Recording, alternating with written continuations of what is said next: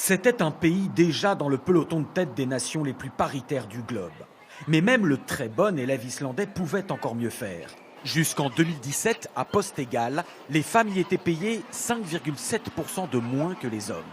Depuis début janvier, l'Islande est devenue le premier pays au monde où la parité salariale est vraiment obligatoire et contrôlée. Dans cette entreprise de Reykjavik, ce programmateur de jeux vidéo à gauche et sa collègue à droite font exactement le même travail. Désormais, il sera illégal qu'ils soient payés différemment et les deux en sont ravis. Je sais que j'ai déjà beaucoup de chance en tant que femme de vivre en Islande. Alors l'égalité salariale, c'est la cerise sur le gâteau. Moi, je suis d'origine américaine et je voulais venir habiter en Islande car j'aime vraiment cette culture de la parité. Ici, c'est juste une chose normale. La nouvelle loi s'applique à toutes les entreprises de plus de 25 employés. À travail égal, le salaire homme-femme doit être égal. Si la société ne s'y conforme pas, elle devra payer 400 € d'amende par jour et par employé concerné.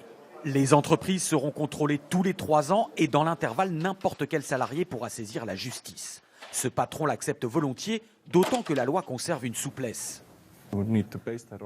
On aura toujours le droit essentiel de pouvoir rémunérer au mérite, à la performance. Mais ce qu'on n'aura plus le droit de faire, ce sont des différences de salaire inexpliquées en fonction du sexe.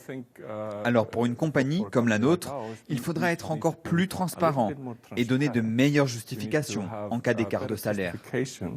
Pour parvenir à cette égalité salariale, il a d'abord fallu démarrer par cet endroit. C'est l'Althing, le Parlement islandais, réputé être le plus vieux du monde puisqu'il a été fondé il y a plus de 1000 ans en l'an 930. Et c'est ici que s'est d'abord faite l'égalité politique.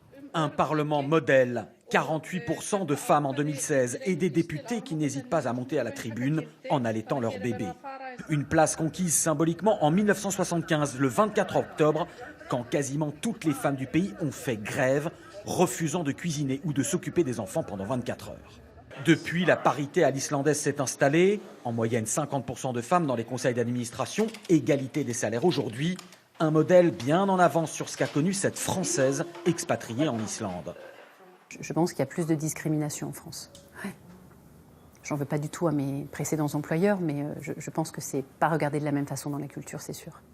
Mais après, je pense que les lois, elles aident en fait, parce qu'elles forcent du coup les entreprises à regarder les choses en face. Enfin, il n'y a pas de raison qu'on puisse pas arriver à ça en France un jour. La France a encore du chemin à faire pour rattraper la première de la classe islandaise. À poste égal, les hommes y sont toujours payés 9% de plus que les femmes.